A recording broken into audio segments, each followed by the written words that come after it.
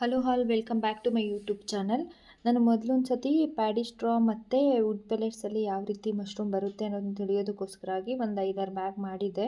But ಅದನ್ನ ನಾನು ಸ್ವಲ್ಪ ಬ್ಯುಸಿಯಾಗಿದ್ದರಿಂದ ಸರಿಯಾಗಿ ನೋಡ್ಕೊಳ್ಳೋಕ್ಕಾಗಲಿಲ್ಲ, ಯಾವುದ್ರಲ್ಲಿ ಎಷ್ಟು ಬರ್ತಿದೆ ಏನು ಅಂತ. ಅದಕ್ಕೋಸ್ಕರ ಮತ್ತೆ ಒಂದು 25 kg ತಂದು ವುಡ್ ಪೆಲೆಟ್ಸು, ಅದರಲ್ಲಿ ಮತ್ತೆ ನಾನು ಟೆಸ್ಟಿಂಗ್ಗೋಸ್ಕರವಾಗಿ 25 kg ಮಾಡ್ತಿದ್ದೀನಿ. ಅದರಲ್ಲಿ 2 ಥರದ ವುಡ್ ಪೆಲೆಟ್ಸನ್ನು ಕೂಡ ನಾನು ಚೂಸ್ ಮಾಡಿದ್ದೀನಿ. ಒಂದು ಹಾರ್ಡ್ ವುಡ್ಡು, ಇನ್ನೊಂದು ರಬ್ಬರ್ ವುಡ್ಡು. ಹಾರ್ಡ್ ವುಡ್ ಬಂದುಬಿಟ್ಟು ನಿಮಗೇನು ಬ್ಲ್ಯಾಕ್ ಕಲರಲ್ಲಿ ಕಾಣಿಸ್ತಿದೆಯಲ್ಲ ಬ್ಯಾಗು, ಇದೆಲ್ಲ ಹಾರ್ಡ್ ವುಡ್ಡು.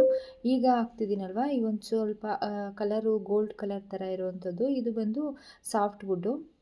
ನೋಡಿ, ಇದು ಹಾರ್ಡ್ ವುಡ್ಡು ತೊಗೊಂಡಿರುವಂಥದ್ದು. ಎರಡಕ್ಕೂ ಸೇಮೆ 1 kgಗೆ 1.5 ಲೀಟರಷ್ಟು ವಾಟ್ರನ್ನು ನಾನು ಈ ಥರ ಮೊದಲು ಗ್ಯಾಸಲ್ಲಿ ಇಟ್ಕೊಂಡಿದ್ದೆ. ಈಗ ಹೀಟರಲ್ಲಿ ಚೆನ್ನಾಗಿ ಬಾಯ್ಲ್ ಮಾಡಿ ಇಟ್ಟಿದ್ದೀನಿ. 1 kgಗೆ 1.5 ಲೀಟರಷ್ಟು ಹಾಕಿಬಿಟ್ಟು ಎಲ್ಲ ಬ್ಯಾಗ್ಸನ್ನು ಕೂಡ ರೆಡಿ ಮಾಡಿಕೊಂಡು ಒಂದು ನೈಟ್ ಪೂರ್ತಿ ಇದನ್ನ ಇಲ್ಲೇ ಬಿಟ್ಬಿಡೋಣ ಅಂತ ಇಡ್ತಿದ್ದೀನಿ. ಮನೆಯಲ್ಲೇ ಮಾಡ್ಕೊತಿದ್ದೀನಿ ಇದನ್ನು, ಫಾರ್ಮ್ ಹತ್ರ ತೊಗೊಂಡೋಗಿ ಮಾಡಲಿಲ್ಲ. ಯಾಕಂದರೆ ಫಸ್ಟ್ ಟೈಮ್ ಮಾಡ್ತಿರೋದ್ರಿಂದ ಇನ್ ಕೇಸ್ ಇದರಲ್ಲಿ ಏನಾದರೂ ಕಂಟಾಮಿನೇಷನ್ ಬಂದರೆ ಫಾರ್ಮಲ್ಲಿರೋಂಥ ಬ್ಯಾಗ್ಸ್ಗಳಿಗೆ ಏನಾದರೂ ಎಫೆಕ್ಟ್ ಆಗಬಹುದೇನೋ ಅನ್ನೋ ಉದ್ದೇಶದಿಂದ ಮನೆಯಲ್ಲೇ ಪ್ರಿಪೇರ್ ಮಾಡಿದ್ದೀನಿ ಇದನ್ನು. ಇದನ್ನು ಬೆಳಗ್ಗೆಗೆ ತೊಗೊಂಡೋಗಿ ಫಾರ್ಮ್ ಹತ್ರ ಇಟ್ಕೊಂಡು ಬ್ಯಾಗ್ ಫಿಲ್ಲಿಂಗ್ ಮಾಡಬೇಕು.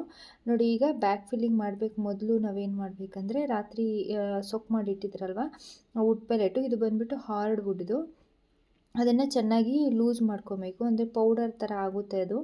ಸೊ ಅದಾದಮೇಲೆ ನಾನು ಇದಕ್ಕೆ ಸ್ವಲ್ಪ ನ್ಯೂಟ್ರಿಷನ್ ಕೂಡ ಆ್ಯಡ್ ಮಾಡಿದ್ದೀನಿ. ಹೋದ ಸತಿ ಆ ಥರ ಏನೂ ಆ್ಯಡ್ ಮಾಡಿದ್ದಿಲ್ಲ. ಸೊ ಈ ಸತಿ ನಾನು ನ್ಯೂಟ್ರಿಷನ್ ಕೂಡ, ಅದನ್ನು ಕೂಡ ಸ್ವಲ್ಪ ಸ್ಟೆರ್ಲೈಸ್ ಮಾಡಿ ಟ್ರಯಲ್ಗೋಸ್ಕರವಾಗಿ ಆ್ಯಡ್ ಮಾಡ್ತಿದ್ದೀನಿ. ಇಷ್ಟು ಹಾಕ್ಕೊಂಡ್ರೆ ಸಾಕು. ಅದು ಚೆನ್ನಾಗಿ ಬಂದರೆ ನಿಮಗೆ ನ್ಯೂಟ್ರಿಷನ್ ಎಲ್ಲ ಏನು ಹಾಕ್ಕೊಂಡಿದ್ದೀನಿ ಏನು ಅನ್ನೋದನ್ನು ಕೂಡ ತಿಳಿಸ್ಕೊಡ್ತೀನಿ. ಸೊ ಅದನ್ನು ನೋಡಿ, ಆ ಥರ ಮಿಕ್ಸ್ ಮಾಡ್ಕೊಬೇಕು. ಚೆನ್ನಾಗಿ ಮಿಕ್ಸ್ ಮಾಡಿಕೊಂಡ್ರೆ ಎಲ್ಲ ಕಡೆಯೂ ಚೆನ್ನಾಗಿ ಸ್ಪ್ರೆಡ್ ಆಗುತ್ತೆ. ಆ ಥರ ಚೆನ್ನಾಗಿ ಮಿಕ್ಸ್ ಮಾಡಿಕೊಂಡು ಅದಾದಮೇಲೆ ಸ್ಪಾನಿಂಗನ್ನು ಮಾಡ್ತೀನಿ. ಸ್ವಲ್ಪ ನೋಡಿ ಆ ಥರ ಮಾಡಿ, ತುಂಬಾ ಪ್ರೆಸ್ ಮಾಡಬಾರ್ದು ಇದಕ್ಕೆ, ಸ್ವಲ್ಪ ಲೈಟಾಗಿ ಪ್ರೆಸ್ ಮಾಡಿಕೊಂಡ್ರೆ ಸಾಕು. ಅದಾದಮೇಲೆ ಸ್ಪಾನನ್ನು ಹಾಕ್ಕೋಬೇಕಾಗುತ್ತೆ. ಇದಕ್ಕೆ ನನ್ನ ಹತ್ರ ಇದು ನಾರ್ಮಲು ನಾನು 12x24 ಕವರ್ ಏನಿದೆಯೋ ಅದೇ ಕವರ್ ಯೂಸ್ ಮಾಡಿದೆ. ದೊಡ್ಡ ಕವರೇ ಇದು, ಬಟ್ ಇಷ್ಟು ಸೈಜ್ ಬೇಕಾಗೋದಿಲ್ಲ ಇದಕ್ಕೆ. ಏನು ಕವರ್ ಇದೆಯೋ ಅದರಲ್ಲೇ, ಟ್ರಯಲ್ ಪರ್ಪಸ್ ಅಲ್ವಾ, ಅದಕ್ಕೆ ಅದರಲ್ಲೇ ಯೂಸ್ ಮಾಡಿಬಿಟ್ಟಿದ್ದೀನಿ. ಈ ಥರ ಸ್ಪಾನ್ ಹಾಕ್ಕೊತಿದ್ದೀನಿ. ಸ್ಪಾನ್ ಹಾಕ್ಕೊಂಡು ನಾನೊಂದು ಇದರಲ್ಲೂ ಕೂಡ ಒಂದು 2-3 ಮೆಥಡ್ ಮಾಡಿದ್ದೀನಿ. ಕೆಲವೊಂದಕ್ಕೆಲ್ಲ ಟೇಪ್ ಮೇಲೆಗಡೆ ಟೇಪ್ ಹಾಕಿ ಕವರ್ ಮಾಡಿದ್ದೀನಿ. ಕೆಲವೊಂದಕ್ಕೆಲ್ಲ ಹಾಗೇ ಒಂದು ಕಡೆ ಹೋಲ್ ಮಾಡಿ ಇಟ್ಟಿದ್ದೀನಿ. ಇನ್ನೊಂದಕ್ಕೆಲ್ಲ ಪಿನ್ನಲ್ಲಿ ಚೆನ್ನಾಗಿ ಚುಚ್ಚಿ ಹೋಲ್ ಮಾಡಿದ್ದೀನಿ. ಈ ಥರ ಒಂದು 4-5 ಥರ ಮಾಡಿದ್ದೀನಿ. ಯಾವುದ್ರಲ್ಲಿ ಚೆನ್ನಾಗಿ ಬೆಳೆಯುತ್ತೋ ನೋಡೋಣ ಅನ್ನೋದಕ್ಕೋಸ್ಕರ, ಸುಮ್ಮನೆ ಎಕ್ಸ್ಪಿರಿಮೆಂಟ್ ಪರ್ಪಸ್ ಅಷ್ಟೇ. ನನಗನ್ನಿಸ್ದಂಗೆ ಪ್ಯಾಡಿ ಸ್ಟ್ರಾಗೆ ಹೋಲಿಸ್ಕೊಂಡ್ರೆ ಇದರಲ್ಲಿ ತುಂಬ ಕಾಸ್ಟ್ಲಿ ಇದೆ ಇದು. ಬಟ್ ಏನಂದರೆ ಟೈಮ್ ತುಂಬ ಕಡಿಮೆ, ಬೇಗ ಬ್ಯಾಗ್ಸ್ ಮಾಡ್ಬೋದು ಅಂತ. ಎಲ್ಲರೂ ಹೇಳೋದು ಕಂಟಾಮಿನೇಷನ್ನೇ ಬರೋದಿಲ್ಲ ಅಂತ. ಸೊ ನೋಡೋಣ ಒಂದು ಸತಿ, ನಾವೇ ಬೇರೆಯವ್ರು ಹೇಳೋದಕ್ಕಿಂತ ನಾವು ನೋಡಿ ಮಾಡಿದ್ರೆ ಒಳ್ಳೇದಲ್ವ. ಸೊ ಅದಕ್ಕೋಸ್ಕರ ನಾನೇ ಇದನ್ನು ಟ್ರೈ ಮಾಡಿಬಿಡೋಣ ಅಂದ್ಬಿಟ್ಟು ಮಾಡ್ತಿದ್ದೀನಿ. ನೋಡಿ, ಇದಕ್ಕೆಲ್ಲ ಈ ಥರ ಮಾಡಿ ಗಂಟು ಹಾಕ್ಕೊಂಡು, ಯಾಕಂದರೆ ಬ್ಯಾಗ್ ತುಂಬ ದೊಡ್ಡದಿದೆ, ಅದಕ್ಕೋಸ್ಕರ ಆ ಥರ ಗಂಟು ಹಾಕ್ಕೊಂಡು ಸೇಫ್ಟಿ ಪಿನ್ನಲ್ಲಿ ಈ ಥರ ಚೆನ್ನಾಗಿ ಚುಚ್ಕೊತಿದ್ದೀನಿ. ಅಂದರೆ ಏರಿಯೇಷನ್ಗೋಸ್ಕರ.